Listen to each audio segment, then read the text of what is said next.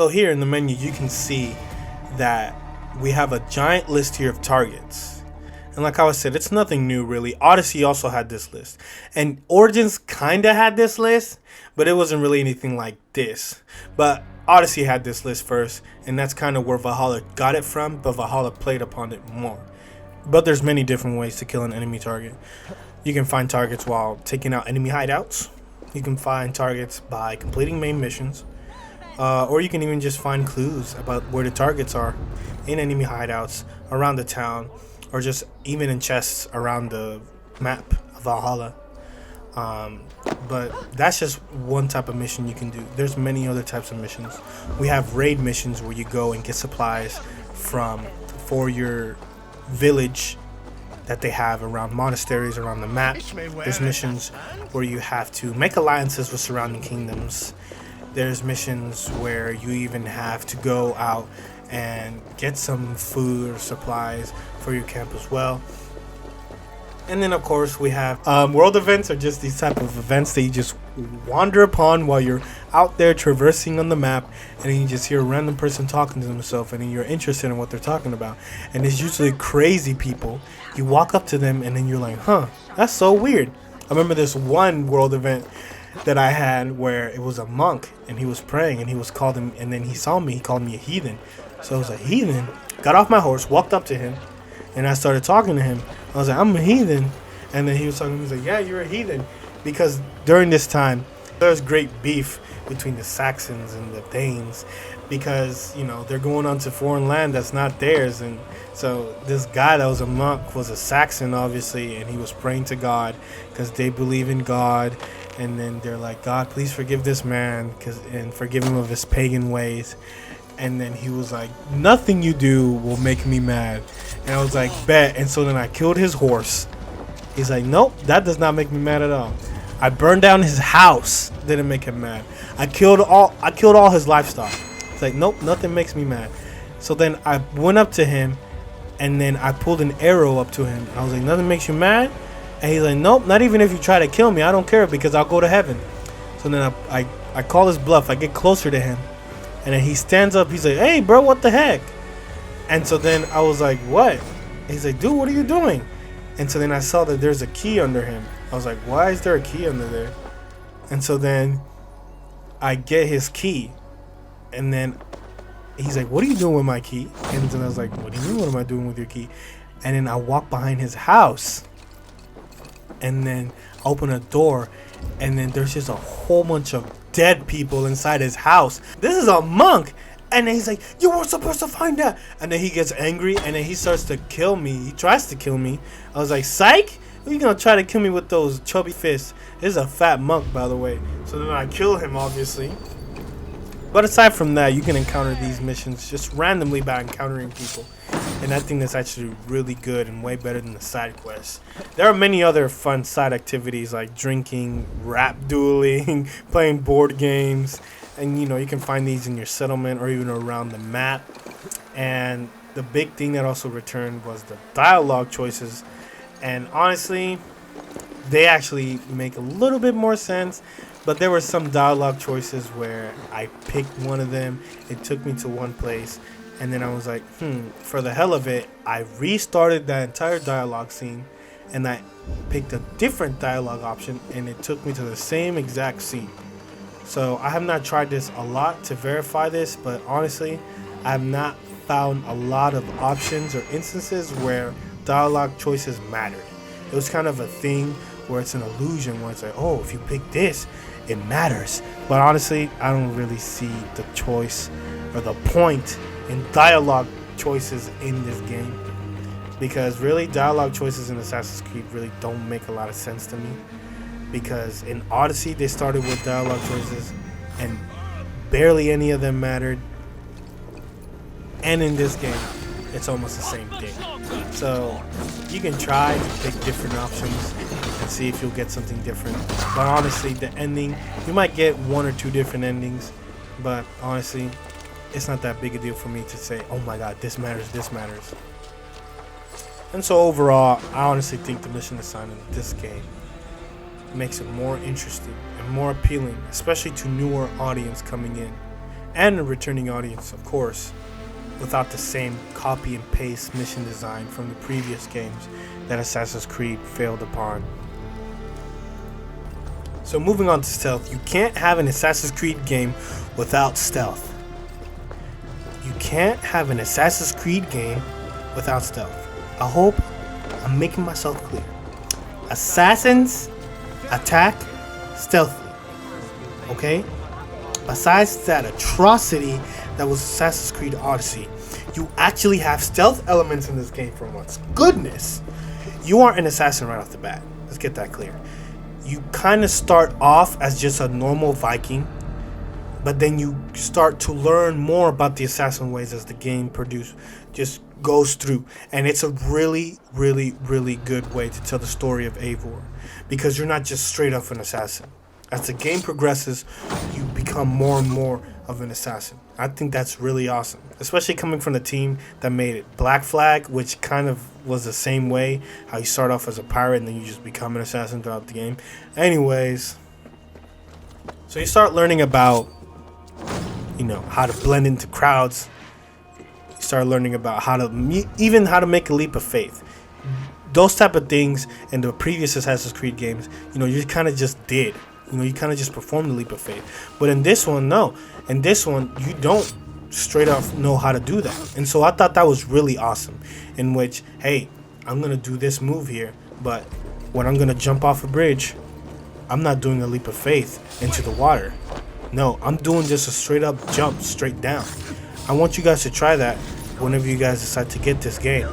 From the beginning of the game, try to jump off a cliff, or try to jump off of the area straight into a body of water. You'll see that he does not perform a leap of faith. But later on, when he becomes more of an assassin, you'll see that he learns how to do that himself. Little things like that, little details like that is what makes this game really awesome. The best thing about the stealth that they did in this game was adding a cloak. And I wish that I could use the cloak in a fight, but for some reason, every time I'm in a fight, my hood just pulls back automatically like some black Viking magic, and then I'm just there without a hood, and then I have to manually toggle it back on and then just keep doing the stuff. Because honestly, in the previous games you could keep your hood on, but I kind of wish that you could keep it on while you're fighting in this game too.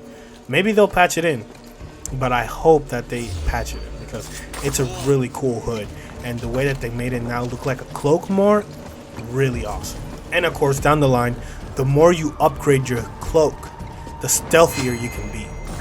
Right off the bat, enemies can kind of detect you from afar, but it takes up a little bit for the meter to build up. But when you upgrade more and more and more, your cloak becomes like almost an invisible cloak from Harry Potter, and they don't know that you're there when you're using it. And I think the addition of a cloak is actually really smart, because it's like you're concealing your entire body instead of just concealing your head. And it makes it actually a lot better stealth wise, and it makes more sense, because if you're just walking around and they don't know what type of armor you have on, they don't know what shield you have on, because Vikings back then, their shields had symbols of their clan. But not just that, they put more emphasis in stealth this time. You actually can one hit kill higher level enemies than what you are.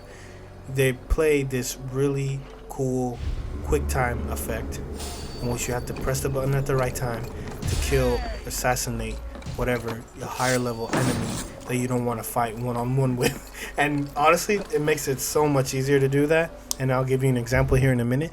But I also love the new assassination animations that they have, and I love the fact that they brought back the hidden blade. I know that sounds weird. It's like an Assassin's Creed game where they didn't have a hidden blade before.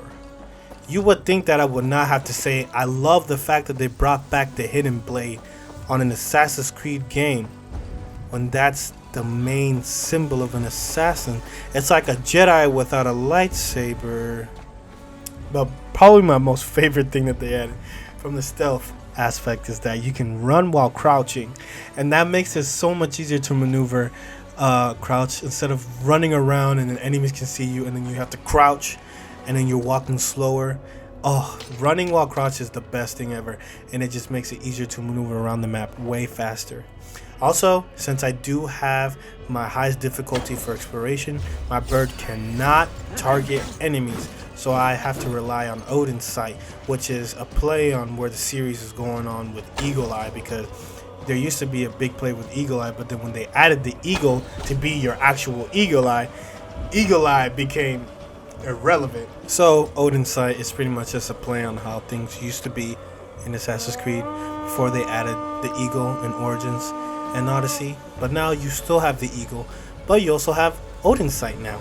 So I think this is pretty good, and it's kind of showing where the series is going to end up going now, because I think they're going to ditch the eagle and just stick with Odin's Sight and change it to a different name. So now here is some stealth gameplay comparison between Origins, Odyssey, and Valhalla, and now let me know which one you guys has the better stealth.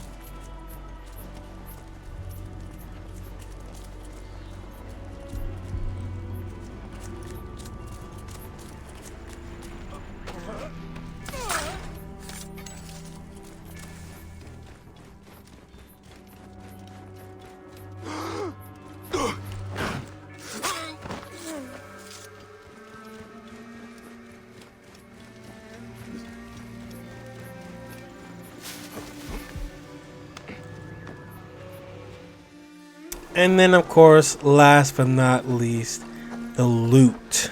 If there's one thing I hated from these past two Assassin's Creed games, was the fact that they were becoming looter shooters minus the shooting. Assassin's Creed was taking a dark turn and going into uncharted territory and heading towards more familiar routes, like the game that they had created, The Division. And they had become more of a looter shooter after every game that came out. The loot in Assassin's Creed Odyssey and Origins have both different rarities, but I'm here to tell you that Valhalla fixed it. The loot system, that is. And man, I would have been so pissed if they did not fix that. Valhalla does not seem as grindy as Odyssey was, and the loot actually has meaning to it. I have played more than 100 hours of this game, and all I can tell you is that I have the same armor that they give Eivor from the beginning of the game, and all I've done is level up that armor. Honestly, the Raven Clan armor is my favorite armor, and all I've been doing is leveling up that armor, and then you can get it all the way to gold level armor, because the armor still has the same rarity from, brown now, or it's gray, it starts off gray, then it progresses from brown to blue, and then it goes to gold. So the armor does progress in the game, but it doesn't progress the same way that the other ones did. I have yet to find one duplicate set of armor or one duplicate set of weapons. In Odyssey and in Origins, all you did was find duplicate sets of armor and of weapons. But in this one, I have yet to find one of the same type of axes, of bows, of weapon gear. Everything is unique in this game, and it is a breath of fresh air, instead of finding the same thing over and over and over again. If you go to some random castle and loot it, and you find some armor piece there that you like, you can literally keep that armor piece and upgrade it all the way up to gold level rank. And then it will literally change appearance every time you upgrade it. And that's for you. You can decide whether you want this. You can decide whether you want that. It's giving you, the player, choice to design Eivor how you want. Even male or female too. That's why I love this game so much. It's giving me choice. It's giving me freedom to do what I want. Here are your choices. Do what you want. Assassin's Creed Valhalla is one of the best Assassin's Creeds up to date. Whereas Origins and Odyssey felt the same, Valhalla's graphical, mission, and combat improvement make it easily something worth buying. And the fact that they didn't put stealth on the back burner makes it truly a step in the right direction for the Assassin's Creed franchise going to the future. Should you buy Assassin's Creed Valhalla? Yes, absolutely, go get it, especially now that it's on sale.